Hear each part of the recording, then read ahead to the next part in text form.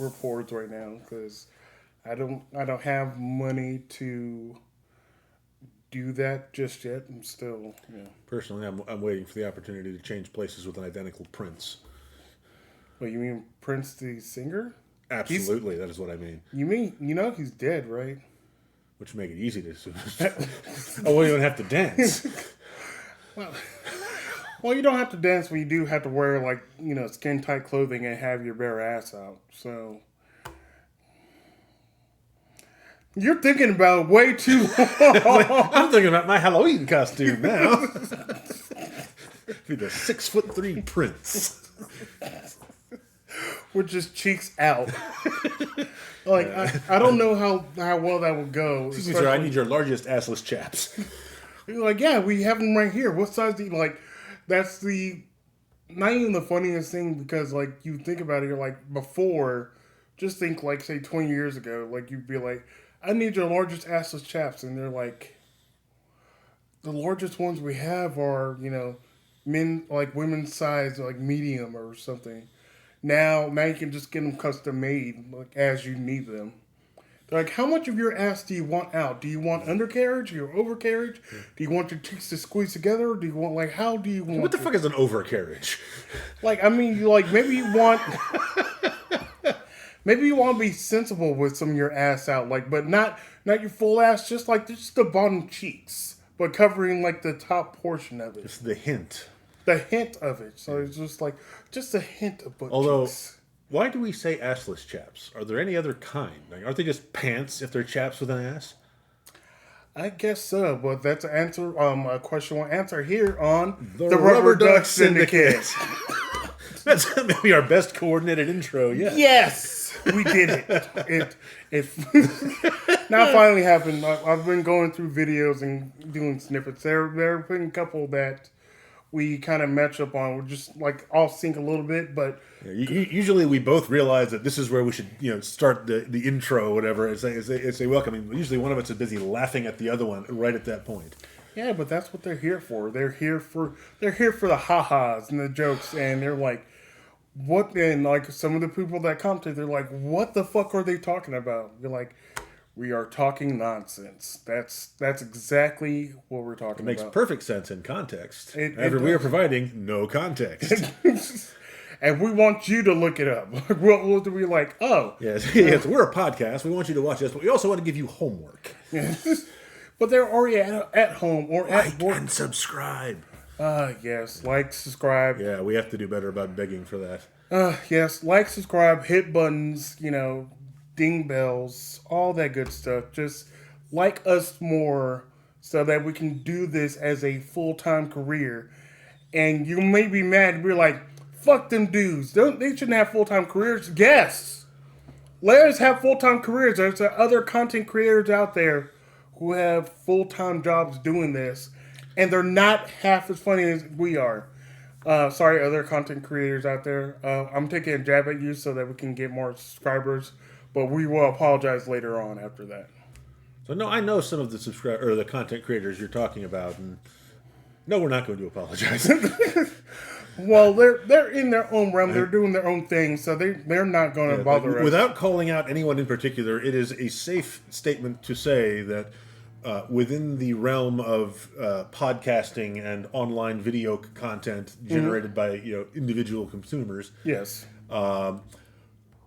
there is some awful stuff out there regularly. Yeah. And we're talking about, like, there's other people out there who are making other fucking content. I will acknowledge that. But there's also people out there that are spewing just hate, misinformation, and just overall not being helpful in any kind of way. Which is a weird kind of thing, but they'll have, thousands of subscribers who are listening to them, but they're talking about absolutely nothing. We talk about nothing, but we talk about it in a fun way. Yeah, we're positive nothing. Yeah, we're positive nothing, but we're also... we're nihilists, but we're nice about it. We talk about nothing, but in a fun way. We're banter back and forth.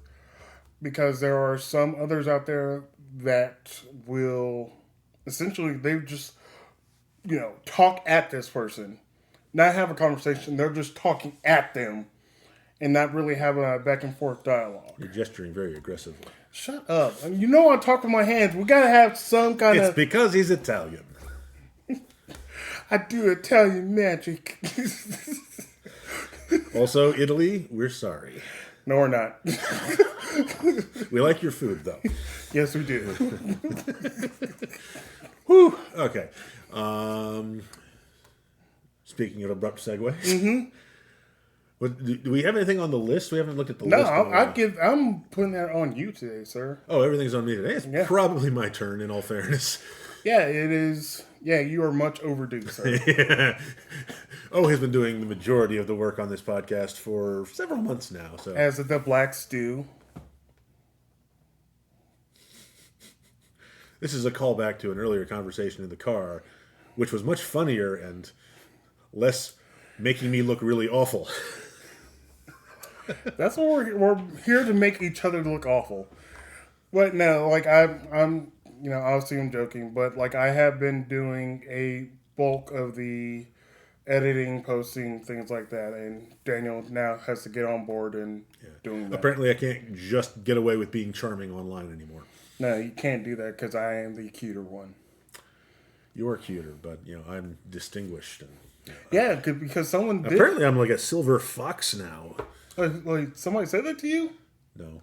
Okay, well, no. I can dream. Oh no, well, truly you are because like I don't know what actually qualifies one as one of those. I think I want to say probably more like a silver fox. They maybe like have to be past a certain age, so I think I'm an aluminum skunk. New band name, Aluminum Skunk. Or if you want to say the British way, aluminium. Which is probably the right way to say it. It would have to be metal, but not heavy metal. I see what you did there, sir. Is there such a genre as light metal? There could be. There's speed metal, there's death metal, there's black metal, there's heavy metal, which I think encompasses a lot of those. Yeah. There's epic metal, hero metal. There are a lot more metals out there than I knew about. Because I know that we talked about it briefly. Sir, he passed away. He played Sauron. Oh, Christopher Lee. Yes. It wasn't Sauron, it was Saruman. Sauron. There we go. Sauron was a big floating eye. Yeah. Someone's going to come after me in the comments. We have to head off like the Lord of the Rings fandom. Like, we know. Yeah, we are aware. I'm sorry.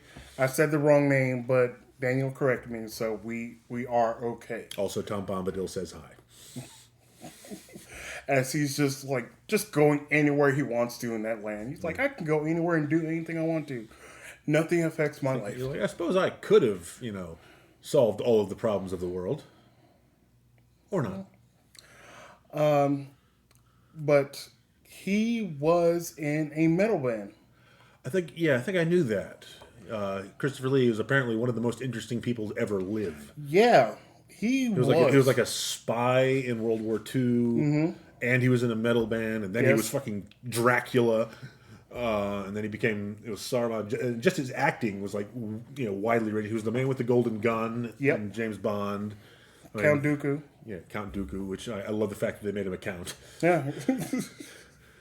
It's fantastic. Like he had an amazing life and an amazing career, but the fact that, like I said, he was in a metal band with his voice, like he didn't. It wasn't like so much singing. He would just kind of do almost like a monologue in the song, and then I guess like someone else would do like a chorus, but he would come back and do more of the monologue and talk about a dramatic metal. Yeah, I would say like a more dramatic metal thing because like he would come in and like tell a story of this epic battle or this epic hero or something kind of going on. You could read Lord of the Rings, which he could. Was straight up a thing that metal bands. Fucking Led Zeppelin did that, or didn't read it, but they referred to Gollum in the land of Mordor, which I was very conflicted about as a young nerd. I was like, this is cool, right? It's Led Zeppelin talking about Mordor and Gollum, but should I be upset, or should I be proud of this? Should I be worried that they're not doing it like in canon, or they're not respecting the canon, or should it just be fun? And I decided that I liked it as fun. Yeah, I would say that like you should look at that as just fun. Enough that like they made a reference to something that you like, that something, well, it was world renowned anyways. But the fact that like it's never really talked about, I guess like at that point, aside from like if you read the book, you know about it. But now more, I mean, more people know about it because of the movies and the books, which I think they're going to be remaking the movies again some point. Seriously? I think so, but They put so much money and effort into those movies the first time around. They're remaking them?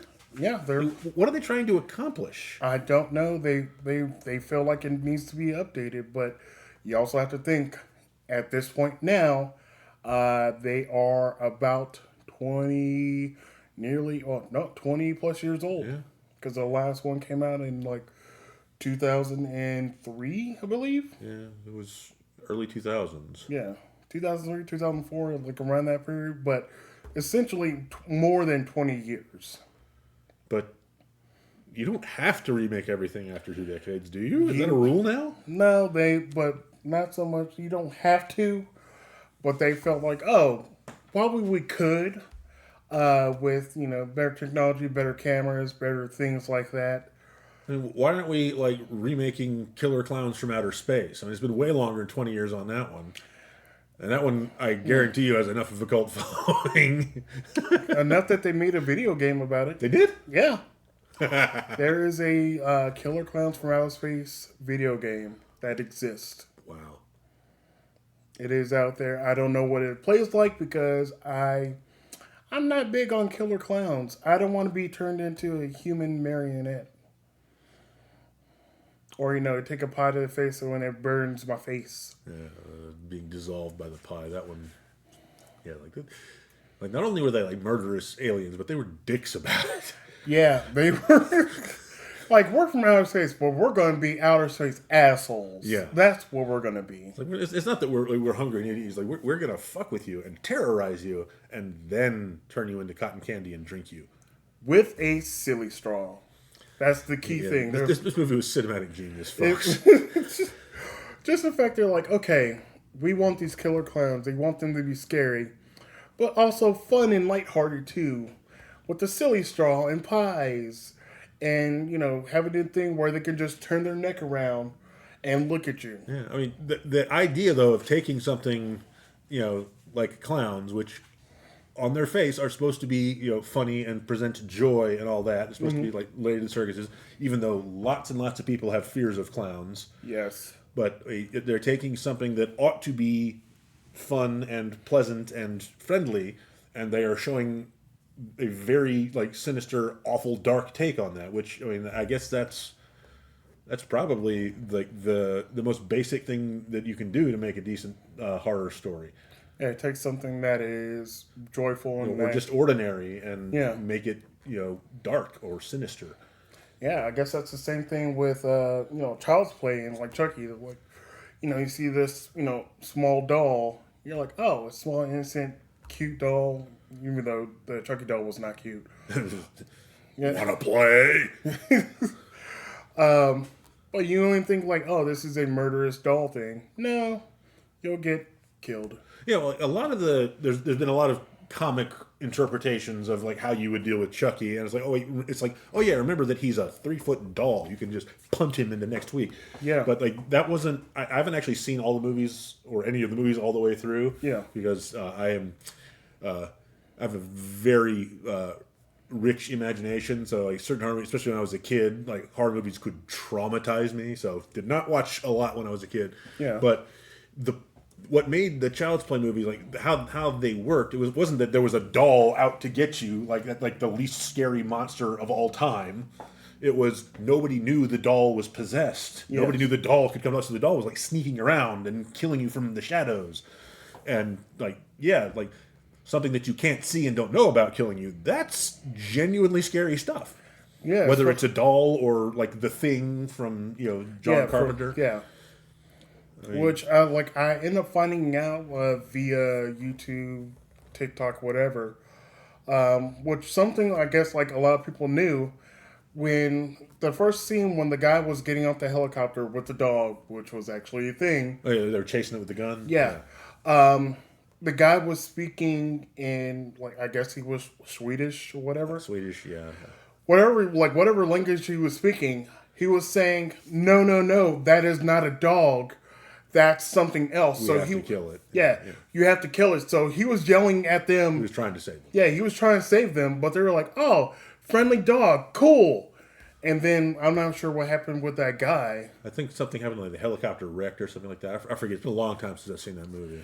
Yeah, but like, the guy was trying to warn them like at the beginning, so people that spoke that language kind of already knew what was going on. So they couldn't release that movie in Sweden. Well, if they did, they probably just changed it to English or Spanish or Hungarian or something, so that like it's a language that they don't speak. There's this super Norwegian looking like blonde haired white guy chasing that dog. He's shouting in Mandarin.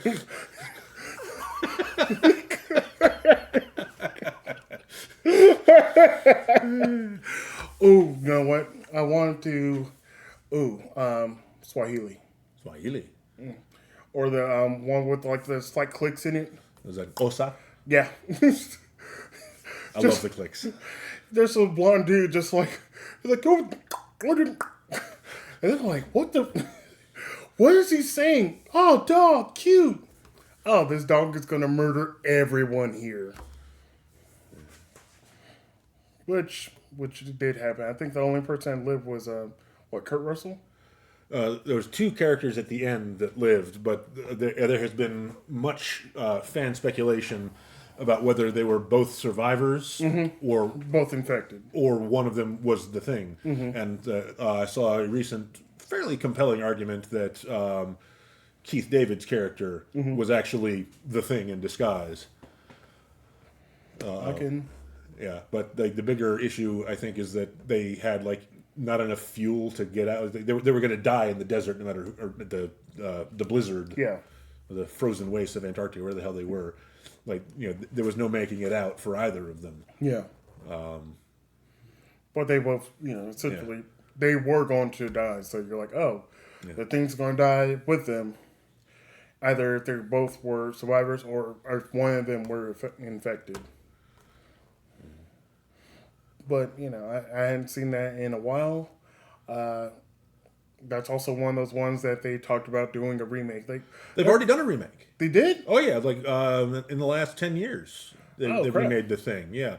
I don't think it did very well. I don't think it was a horrible flop, but there's just no reaching like the level of cult status of the John Carpenter version. But even the John Carpenter version was a remake. I think they made it at least one more time. That might have been the third version of the thing. Ooh. Because there was a black and white one. There was at least one black and white one. I think there might have been another one, and then the John Carpenter version, and then there's at least one remake of that. So the thing has been remade at least 4 times, I think. I was not aware of that.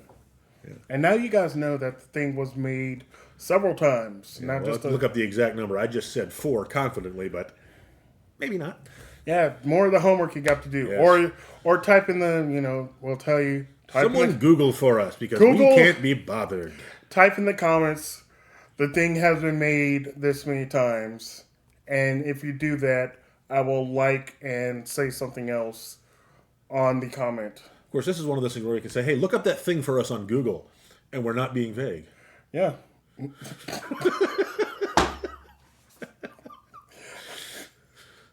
I dislike you so much sometimes. Because you are so proud. You're like, I'm going to say this joke, and it's going to land. I can see the joke just going right into your brain. Yeah. Like an ice pick. And it hits, I'm like... I was like, damn it, that's clever and funny, but fuck. Yeah, much of my life is like that. It's like everyone acknowledges, oh yeah, that's really clever and witty, but God, I hate you for it. Well, they probably hate you, like not you directly, but they hate it because like they know it's like essentially a dad joke, or it's a clever joke, and that they didn't make it themselves. You're like, fuck, like I could have came up with that. Yeah, there was a student in one of my classes when I was at NC State. I was in choir with him, one of the many choirs I was in, and he argued passionately that he claimed that he had supporting evidence for this, but he said that the pun was the highest form of logic and reasoning. Okay. And I get sort of what his argument was is that the associations that you have to be able to make with like pop culture and linguistics and getting the joke and making the joke. I mean, it is a level above just like writing a sentence. You have to be a special kind of informed and clever, intelligent, knowledgeable. You have to be all those things to make a very good pun and have it land and have people understand what it means. Yeah, which is fun to think about, like the fact that he might be right on his argument that it is a higher form of reasoning and logic and thinking, but it's still dad jokes. Essentially, all the way down. Yeah, it really kind of is. And as much as you want to, fight tooth and nail on dad jokes, sometimes they are very clever and very funny, and it's just how it's delivered. And because it's by your, essentially it's by your dad or your uncle or some kind of male figure, or maybe even your mother, who delivers this joke in such a way where they're like, I know this is funny. I'm going to say it to you. I'm going to say this line, and I'm going to look at you dead in the face and dare you not to laugh. And then, as a kid, you're like, damn it. Essentially, that's how it goes. Before I lose my thought about it, I thought about maybe one or two different things that we can do for the Rubber Duck City podcast, or essentially on our own, whatever it is. And one I've already described to you, but maybe this is early preview for the audience out there. The first one I've talked about was No One's Favorite Movie. I remember that. You pitched that before. Yeah. So how I would describe it to the audience out there, if we would watch people recommendations or movies that we see that didn't completely flop in the movie theaters or on streaming, but just go back and watch it and see what things we could point out that we liked or disliked or what was hilarious about it. Yeah, and there's also a certain class of movies that you can describe the plot of the movie, and many people say, I remember that. I think I've seen that movie, but no one can tell you what the movie is or when they saw it. There are some movies that were on, and a lot of people actually saw them, but they didn't register in the pop culture canon. Yeah, and so it's one of those things that if someone pulls that up, it's like, oh, I remember watching this when I was a kid, but you had never thought about it from that moment on. Yeah, until someone mentioned it, you're like, oh crap, I do remember that. I remember this point, and then you go back and watch it, like, this is not the movie I watched. Or it may be, but you remember some parts being a lot more epic, and then you go back and watch it, you're like, this is not as good as I remember. But say the remake of the Thing that came out within the last 10 years, maybe not horrible, maybe not the greatest, but that'd be one of those ones that we're like, hey, let's watch it, review it, and we'll tell you about it. We need to have a film studies class where we get a bunch of other nerds together. We're going to watch the very first thing, and then the next day or next couple of days, watch the next one and just go through them sequentially and figure out all the common elements and what changed, and then just basically geek out on it. Yeah, you could. The other thought I had for an idea is, I don't think I told you about this one. I'm not sure what to call it, but essentially, you know how, say, for NCIS, CSI, wherever those kind of shows are. Procedural dramas. Yes, thank you. You always meet the killer or the person who did it early on, but they're still trying to figure it out. Yeah, there's the one that obviously did it, and then there's getting to prove it or catch the guy. Yeah. Yeah. I want to start a series like that with you or guest people that we try to guess the killer or the person who did it early, but then we'll find out like who actually did it, and then we'll like devise points.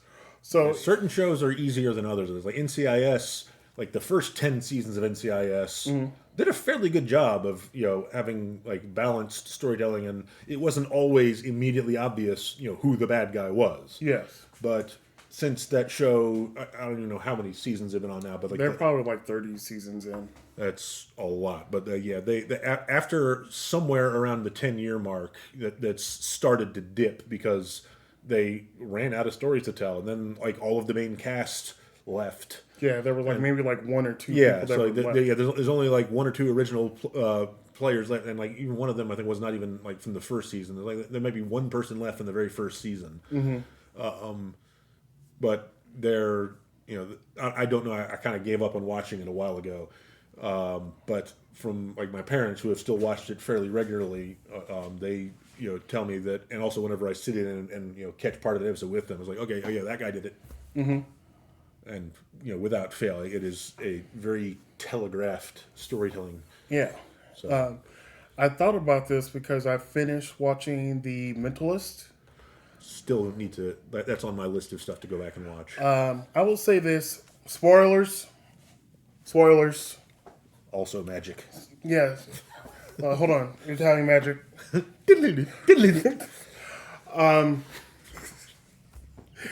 And The Mentalist, yeah, the guy is charming. He's blonde and smiles, and he has a dead wife and kid. Unfortunate.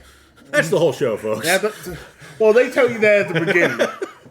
Well, if I remember correctly, it is relevant to the story. Yes, it is.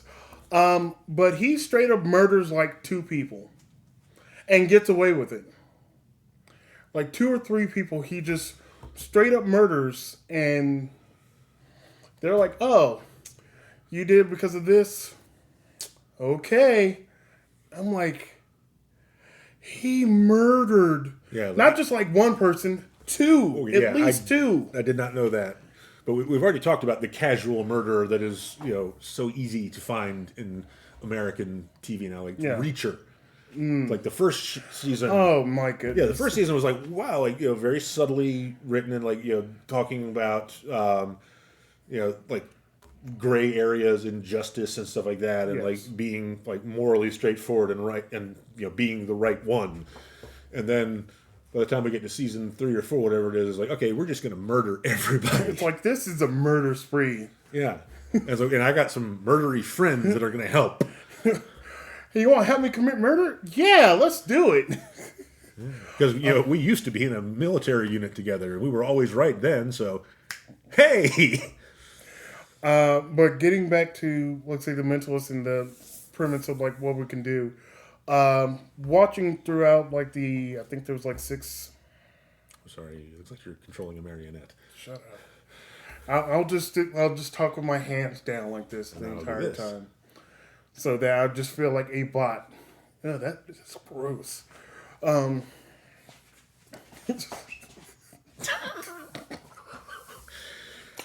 We are easily entertained here at the Rubber Duck Syndicate. We are way too much, and hopefully you guys are enjoying it too. All right, The Mentalist. So after watching the I think 6 or 7 seasons of it, you can kind of tell like who the person is. But that's also with a lot of the crime drama things. You're like, oh, when they're meeting the murderer, like they're innocent enough at the beginning. They're like, maybe it's this person. It still could be somebody else. It still could be someone else, but then you find out like, oh, it's this person. But with The Mentalist, and this is not anything against the writing, but I think they just kind of had the formula. It was always the second or third person that they end up meeting that was the killer, the person that did it, whatever it was. So then in my mind, I would have to be like, oh, they're talking to this person a little bit too long, and they're giving out a little bit too much information. It's this person. Sometimes you can tell by how famous the actor that they cast for the role is. Yeah, because there was... like if somebody you recognize, there's like a 50% higher chance that that's the one who did it.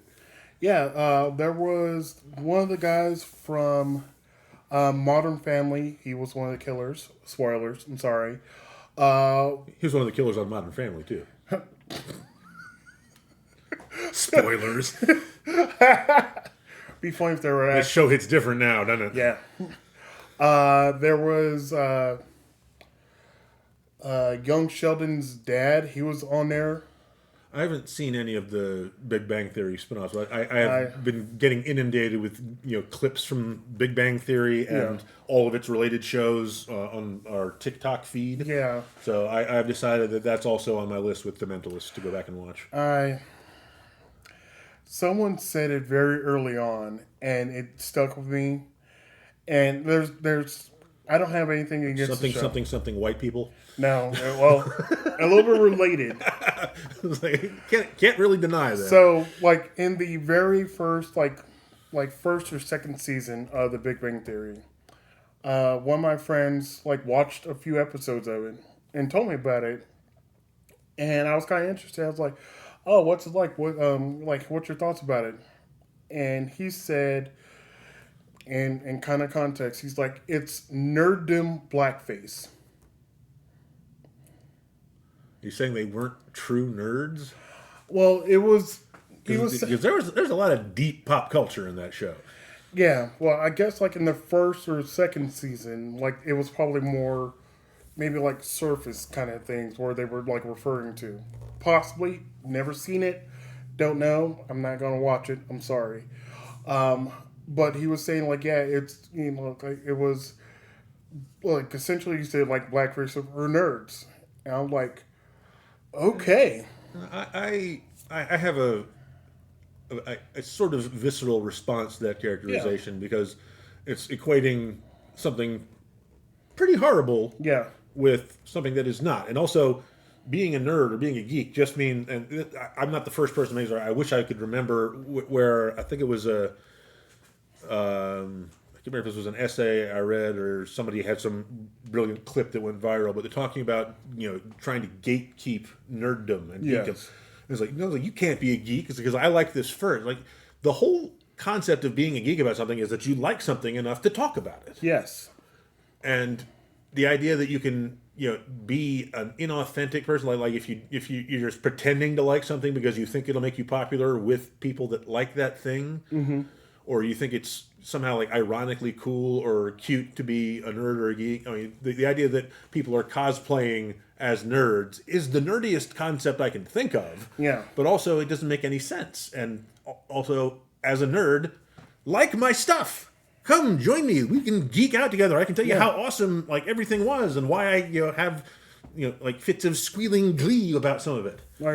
What's your your nerddom go to of I know a lot about this particular thing that is nerdy, geeky, whatever it is. What's your kind of thing? Well, I mean, without specifying it, I will probably say sci-fi television. There are very few shows that I will decide I want to watch again. Because usually when I see something, I get the story the first time and I remember it. But occasionally there's a show that I want to go back and watch from the beginning and see details or how they did an episode. Yeah. But for the most part, I just really get into the story from episode 1 on. And, I remember most of the details. Yeah. But there are a handful of shows that are worth rewatching and have been on my list to go back to or that I've already rewatched. Because one of you said was the Expanse. The Expanse is that is amazing sci-fi storytelling, and also I love the acting. And it's got what's the name of the actor? Shora Agdashlu. Okay. She's a venerated longtime actress who you've seen in something or other, but she has this great voice, like she's been smoking gravel cigarettes for 25 years. And she has this amazingly, she has a wonderful voice, and she has everything she says sounds serious as hell. So even when she makes a joke, it just it should hit me I'm not sure if this is serious or not. Yeah. I don't know. Yeah, but she's one of my favorite parts of the show. Speaking of voices, someone did mention that Daniel sounds like J.K. Simmons.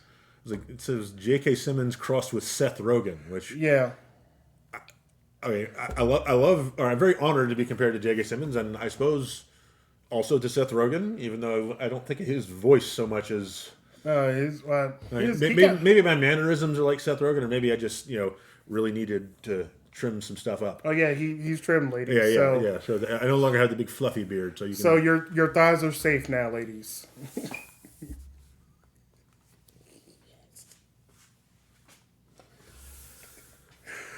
Safe thighs save lives. My greatest advocate, folks. I want you to get laid and have thighs around your face. Yes, and everyone knows that the lady thighs. The most surefire way to attract the opposite sex is with a podcast. Yes. Get some of that podcast puss. Oh yeah. Gotta fight the women off with a stick now. Meat stick.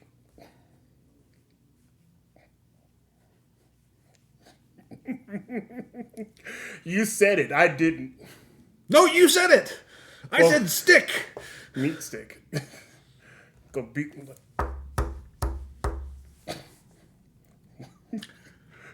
I want to shut this down, but there's also a part of my brain that's like, do the Randy Savage voice. Snap into it. You don't want them to snap into it. Oh God, that would hurt. But that's the only possible way we could go for a meat stick joke that is not in the wrong fucking direction. So Randy Savage it is. Oh, okay. Also go backwards too, just like. Okay, now I don't even know what you're doing, and now I'm afraid. Should be afraid. You frighten me. Okay, that reminds me of a joke that I've heard. I'm not sure where I got it, but I heard it. So, a gentleman had been having problems with his wife, pleasing her sexually. So he's like, I gotta do something. I gotta figure out. So he goes to the doctor. He's like, hey, I've been having issues. Can I help? What can I do? He's like, all right, hey, take these pills, 30 minutes before, and you'll be fine. And he's like, okay, cool. He's like, if you really want to excite her, after you take it and you get ready, hit it on the nightstand a couple of different times to to get her attention. He's like, you know what? I haven't done that. That'd be great. So the guy goes home. No, just you're building a very detailed picture. Yeah, I'm trying to lay it out. So the doctor was like, okay, John, go home, do that. You'll be great. It's like, okay, cool. I'll see you later, doctor. I'll let you know how it goes. He said, well, Dr. Benson or something like that. So he goes home, takes a pill.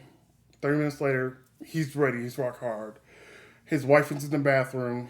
He's like, oh, I'm ready. So he goes, hits on the nightstand a couple times. And she's like, who is it? No. It's like, Dr. Benson, you're here? Yep. Should have seen it coming. Yeah, so should she.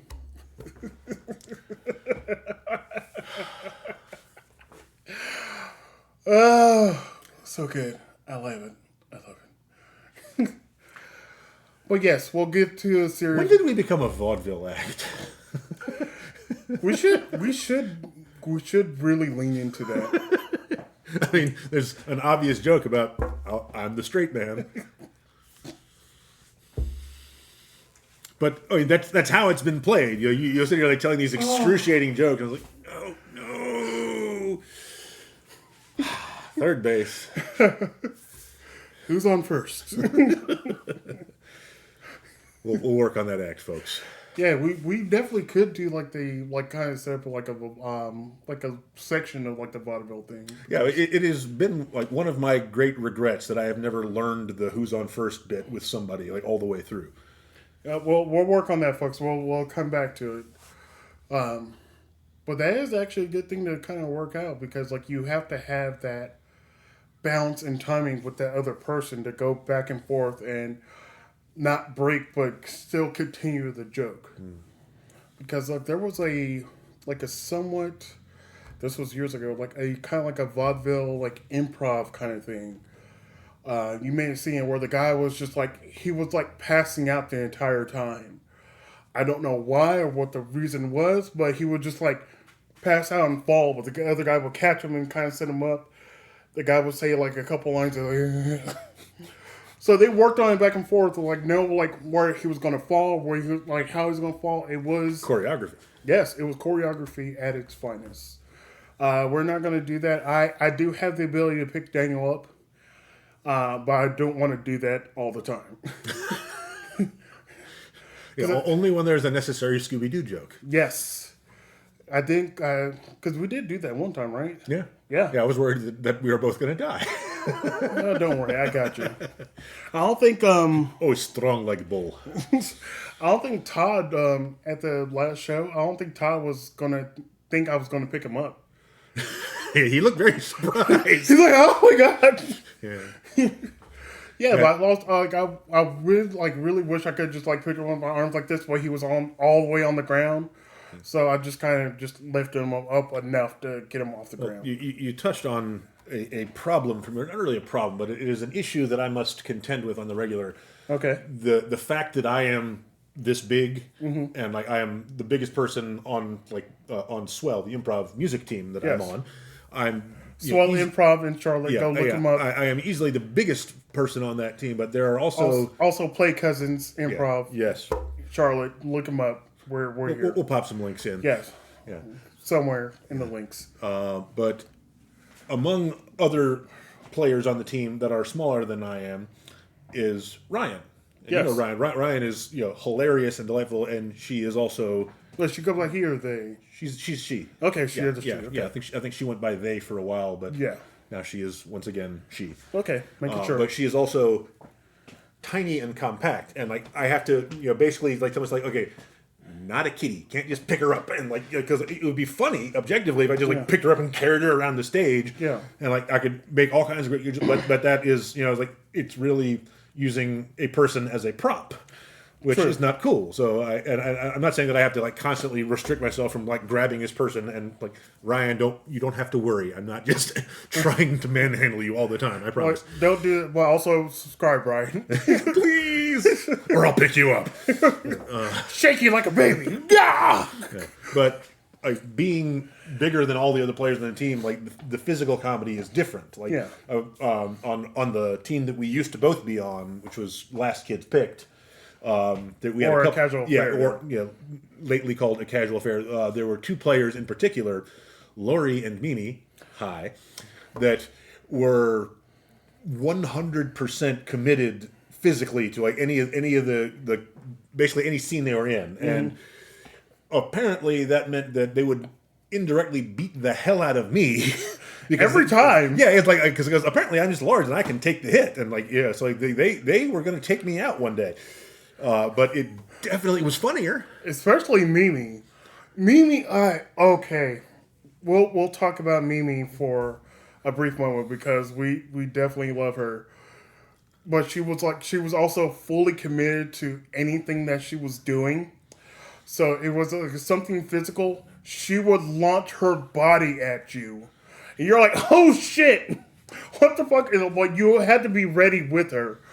But also, and it was an ongoing joke, and we love her for it. Mimi loved the C word. She. Hi, Mimi. Hi, Mimi. So it wasn't she didn't say in a hurtful way. It wasn't in a hurtful way. She wasn't directly calling someone that. Like, well, sometimes she was. Sometimes she would. But nonetheless, at some point in the show, Mimi will call someone a cunt. And we didn't know when she would drop it. Yeah, but the best part was when we all became aware of this tendency, including Mimi. And so then she became self-conscious about it. And so it was like a game in the show. It was like, okay, well, see, did we talk about it before the show? Is she going to say this? If we mentioned it while we were warming up, there was like a 60% chance that she would say it in the first 30 seconds. the best one, and we know this is just a personal story, but like we want you guys to enjoy it. We had a particular show there were small children in the front. Now, when we say small children, these kids were anywhere in the range from like 10 down to maybe like 6 years old. Made us one as young as 6. I thought we had like young teenagers in our Young audience. teenagers, but no, these were small kids in the audience, if I remember correctly. I don't think we had anybody younger than 10, but I guess I am also terrible at discerning. Well, I don't ages know of how people. old these kids were. They were just They small. were children. young and small. They were young and small. Patrick will tell us about it, but we'll never have Patrick on the show. We'll get him to phone it in. Yeah, we'll have Patrick phone it in.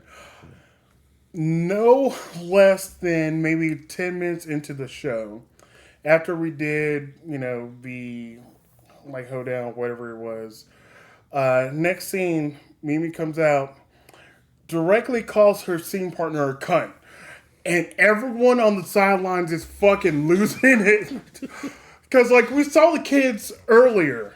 And Mimi was like, hey, you know what?